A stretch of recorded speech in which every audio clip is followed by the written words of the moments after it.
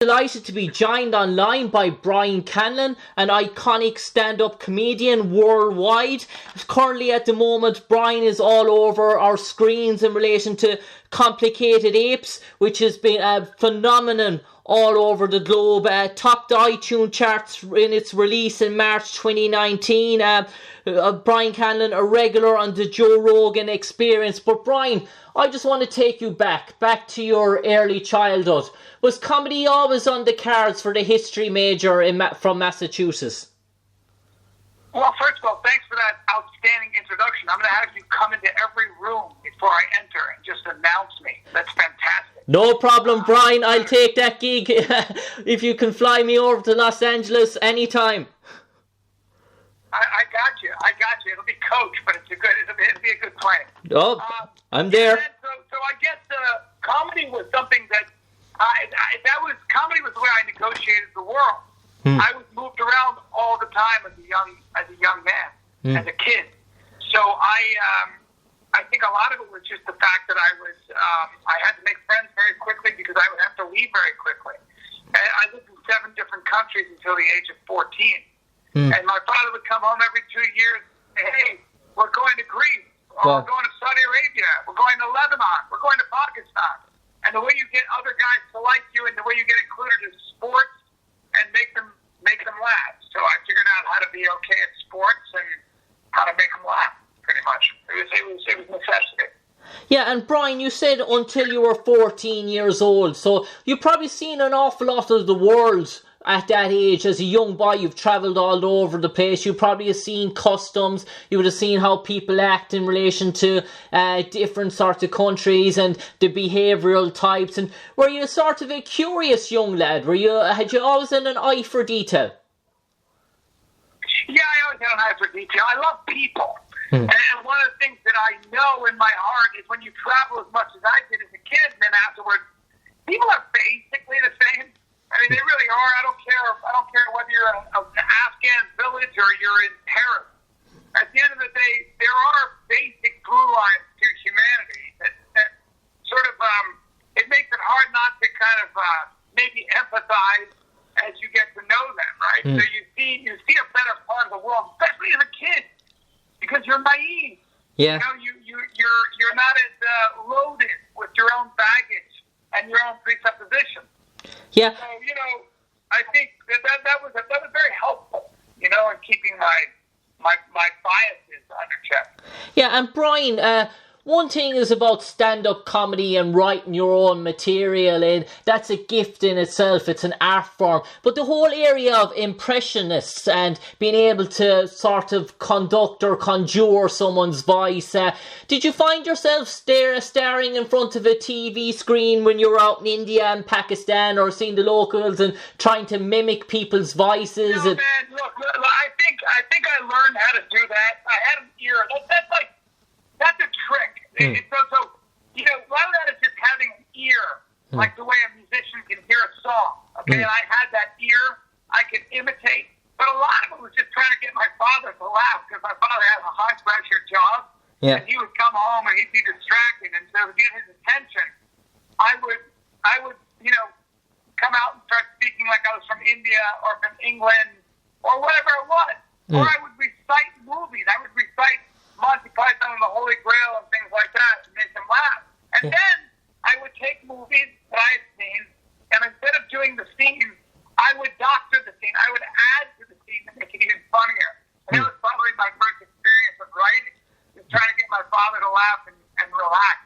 So, you know, I never even thought about that until I just did this interview just now. But that's vivid in my memory. Yeah. I used to literally take a scene from Young Frankenstein. I would redo it with my own touches, my own revisions.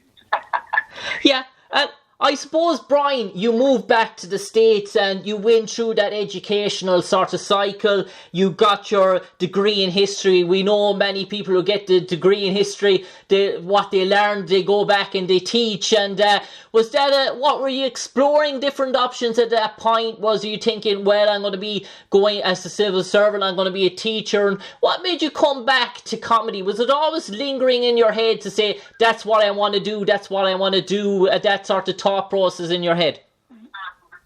Now, listen, the reason I started doing comedy is very simple. Number one, I wanted to be, Robert De Niro, Chris Walken, Al Pacino. I wanted to be that guy. Yeah. And what I realized was, number one, I wasn't that good at that. Number two, there was nothing physically about me that was going to separate me. Nobody's going to go, hey, let's get the medium white guy who looks like every other guy in our movie. I learned very quickly that there wasn't anything that was there was nothing even honestly talent-wise that was that different about me. But I did have a sense of humor. And my girlfriend at the time was Patty Jenkins, who's now directed Wonder Woman and Monster and Wonder Woman 2. And she's become a big director, but she was my girl for 9 years, and she was the one who said, hey, stop trying to be a brooding actor. Stop trying to be cool and be the jackass that you really are. You don't take yourself seriously. You make everybody laugh. So do stand-up comedy. And that was what I did. I was terrified. When I first did stand-up, I felt like, I don't know if you've ever been in a real fight, but when you're in a real fight, you can't feel your legs. You're so afraid, right? I don't care if you have a black belt, I don't care what you are. That's what I felt like. I felt like I was going to the gallows, man. So, it was interesting. And I suppose you went and you studied acting at the Beverly Hills sort of playhouse. And did that give you the encouragement to maybe tour local comedy clubs at the time in relation to open mic sort of sessions? That first experience for you of an open mic session, was it fairly daunting, or can you recollect anything about it? It's always terrifying, man. It's like turning around naked. I mean, come on, it's crazy. You gotta get up there and make a bunch of strangers laugh. And until you know how to navigate that space, it ruins your day, it ruins your week, because you know you're going to get up there and it could end very badly. Because we've all had the experiences. But then, as you keep doing it, you have a bag of tricks. You're like a magician. And then you get into, it's funny how comedy takes different stages, because at first you just want to make them laugh. And you start to get kind of good at that. And then you want to start saying something. You want to be thematic. And then you want to get personal. And then you want to be original. It's a character, you know? Yeah, and you mentioned that the sort of the genre and the sort of steps in relation to having a sort of bringing your audience on a journey to have them in the sort of grip of your hand. And is that something as an artist, and I speak of comedians as artists, is that something you develop with experience and over time, that maybe that people can sit in front of you and feel 5 minutes has only passed when in fact an hour has gone? That's exactly right. It takes a long time. And what you start to realize, because for me, my last special, Complicated, it was my argument. It was an argument for how I think people should behave in the world. It was an argument for how I think people should treat each other as individuals. I don't like that kind of anything. I don't understand it. It doesn't move anything forward. It's just divides. And so for me, the West, a long time ago, figured out that you should be treating each other as individuals. That's the only category that matters. And it bothered me that I saw a lot of bad ideas and just things that were bad ideas gaining traction. And so I was stressed about it. But then there's a great quote by Michelangelo, and it was criticized by creating. And so I said, let me take the things that bother me, that scare me, that worry me, and I'm going to turn them into something funny. I'm going to make fun of them. And I'm going to get people to think. And that's what's such a privilege about doing stand-up.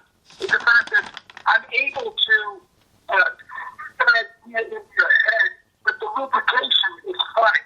That comes after you've been trying to be funny. You've got to know how to make people laugh funny. And then as you broaden your understanding, as you broaden your passion, as you read more, as you listen more, as you use more, as you fail more, you're able to distinguish the difference between a good idea and a bad idea. Yeah. And then so what I try to do is I get the good ideas into people's heads. But how? You do not do it by lecturing. People shut off. But they're listening when you're making them laugh. Because when you make people laugh, you're surprising them. You're shaking them up. You're disturbing them. Then you think, oh man, I thought that, but I never want to say it out loud. Why do I think thought of it that way? Yeah, and I suppose... It's a powerful medium. Yeah, and I suppose, Bryan, one of the most iconic things for you, and people will think Bryan Callen and they say stand-up comedies, specials in like 2012, Man Class, 2017, Never Grow Up. But one thing will always be synonymous with Bryan Callen, and that's Mad TV from 1995 to 1997. And in my own words, that was an utter blast. And I suppose for you, it was probably a whale of a time as well. And you brought these characters, introduced these characters that will stand the test of time, and they're probably memories, and people say we all know Pool Boy, we can all relate to that motivational speaker, that Al Cassidy, and their relationship challenge, death row inmate Jeremy Anderson. We probably have one of those living in our village down the road in every village in Ireland. And so what was the thought process, and what were your reactions when these characters hit off big time for you? Were you sort of taken back a bit? You never knew what by the time, like, I never expected any of it to be anything. You're just doing the best you can. It's like a controlled fall. When I did The Hangover, I didn't know The Hangover was going to be a huge movie. I thought it was a crazy movie. I didn't know it was life changing. I didn't know I was happy to have a job and trying to be heard among a pool of very talented, very experienced actors. So anything that I did that was successful was an accident. And I'm not even trying to be false and modern. I was just happy to be there and desperate to not get fired. And so, I did the best I could. And when you get an idea about a motivational speaker or whatever, we have great writers. You just show up and be good. And look, success in Hollywood is basically an accident. There's just so many moving parts and so many things can go wrong. You know what I'm saying? So it's like, it's a little bit like being, there are a lot of great athletes that got hurt along the way and you never saw them do it. So if you can keep yourself going, not get fired, it's a numbers game, man. I've just been doing it a long time.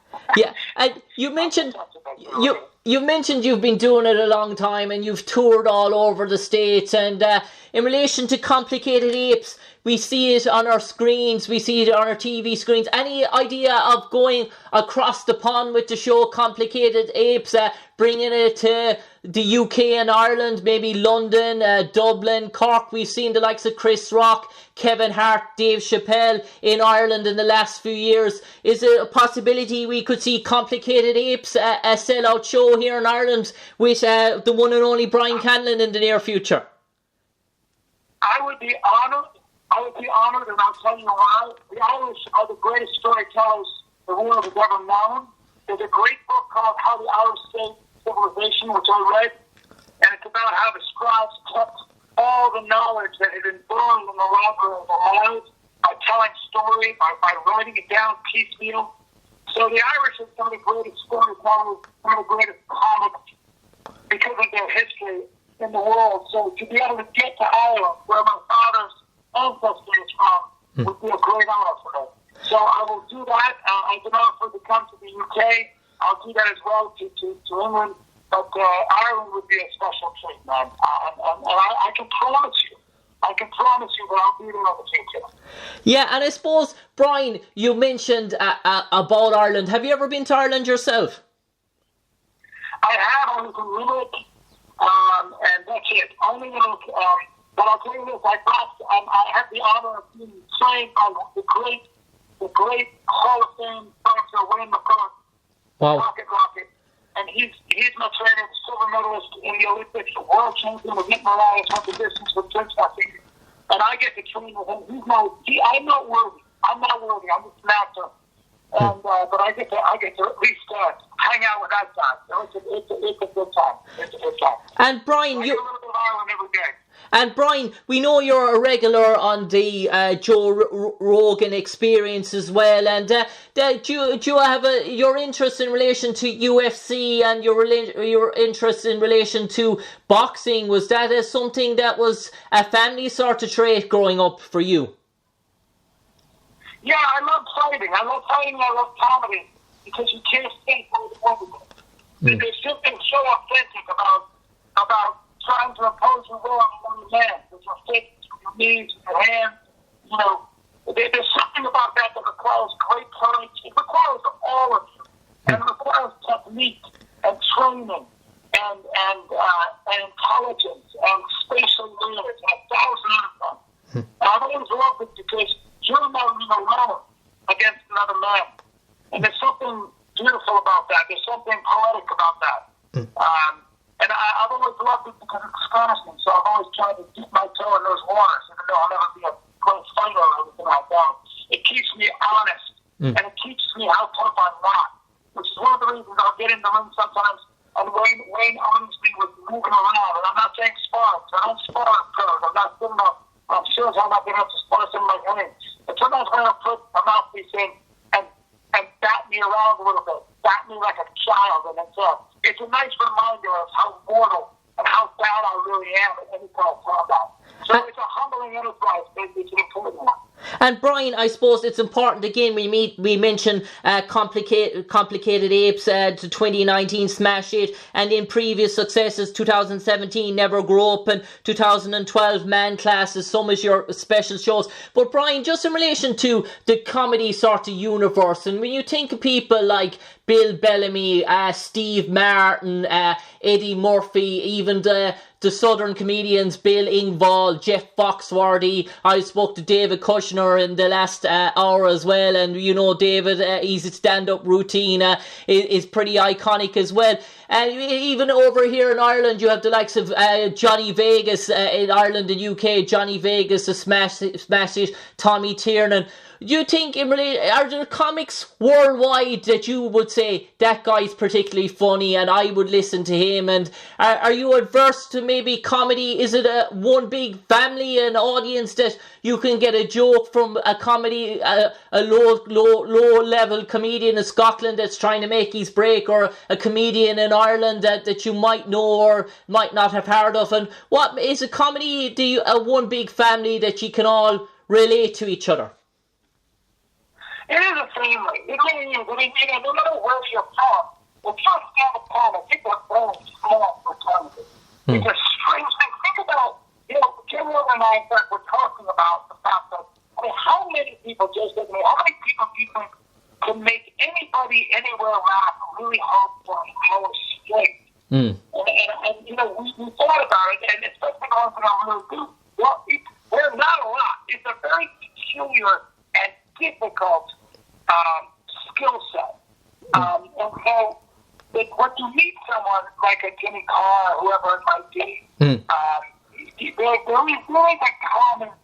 is a common bond. Having said that, comics are terribly individualistic and probably a level of dysfunction is almost necessary. Yeah. That's all that keeps them different. It's not a unified group. It really isn't. It's not a team sport. These are not team players. Yeah. Everyone kind of eyes them. I look at you, comics don't watch other comics.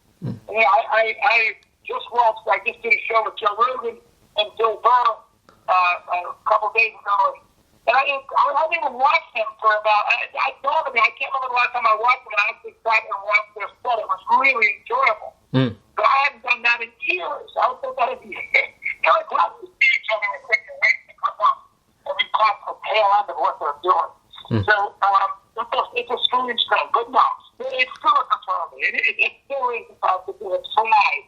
There's a pride in knowing that how famous an actor is. They can't do what we do. Yeah. And I suppose, Bryan, before I let you go, finally, what upcoming projects have we're going to see on our TV screens in maybe late 2019, early 20? And lastly, in relation to your own, when you look back on this comedy gig and this sort of roller coaster it has been for you, do you feel that you'll have no regrets when you finally be able to sit down on that couch and look back at your own sort of memories of your own comedic career? Well, so I'll be coming out with Joker with Joaquin Phoenix, and then I'm doing a show called Schooled, which is with Tim Meadows, another great comic a lot of these Saturday Night Live alumni, like Alan Gaspire and Michaela Watkins, but it's called School. It's the spin-off of the Goldbergs, Yeah. which I did for 6 years. So that's coming up for me. But and then of course working on my next hour. But for the most part, when I sit back and I think about, success happens. I have a metaphor. Success happens at the rate it takes you to kill sparrows with a stone. You just keep throwing stones in the air now. Yeah. One day you got a wall full of sparrows, and somebody says, "How did you kill those sparrows?" You say, "Well, I threw a stone at them and knocked them out of the air."